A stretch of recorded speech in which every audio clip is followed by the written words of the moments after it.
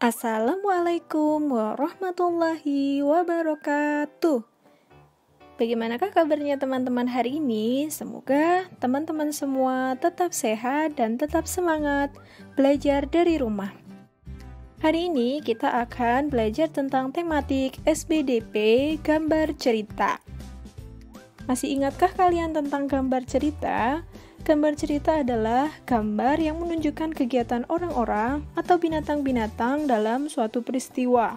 Gambar cerita dapat ditemui pada buku-buku cerita, terutama untuk anak-anak, untuk menceritakan sebuah peristiwa, baik peristiwa yang benar-benar terjadi atau cerita imajinasi.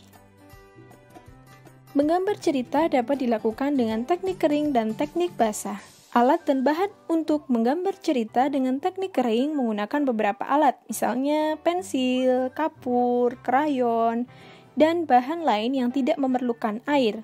Pada teknik basah, media yang diperlukan berupa cat air, tinta bak atau tinta Cina, cat poster yang menggunakan air sebagai pengencer. Yang pertama kita bahas adalah teknik kering. Menggambar cerita dengan teknik kering tidak perlu menggunakan pengencer seperti air. Cerita dibuat langsung pada kertas gambar. Mula-mula membuat sketsa atau rancangan gambar, kemudian memberikan garis atau warna dengan media kering yang digunakan. Beberapa contohnya antara lain pensil,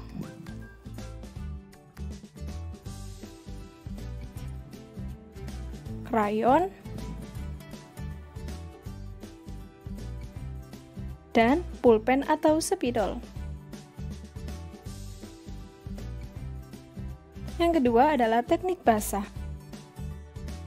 Media yang digunakan untuk teknik basah antara lain cat air, tinta atau media lain yang memerlukan air sebagai pengencer. Teknik basah memerlukan beberapa alat dan bahan seperti cat air, cat poster, tinta bak atau tinta Cina, berbagai jenis kuas, dan palet cat air.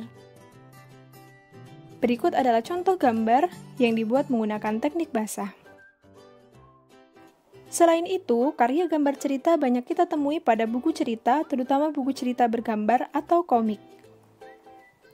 Untuk lebih memahami, marilah kita latihan soal di kumpulan latihan soal. Selamat belajar, semoga paham. Terima kasih. Wassalamualaikum warahmatullahi wabarakatuh.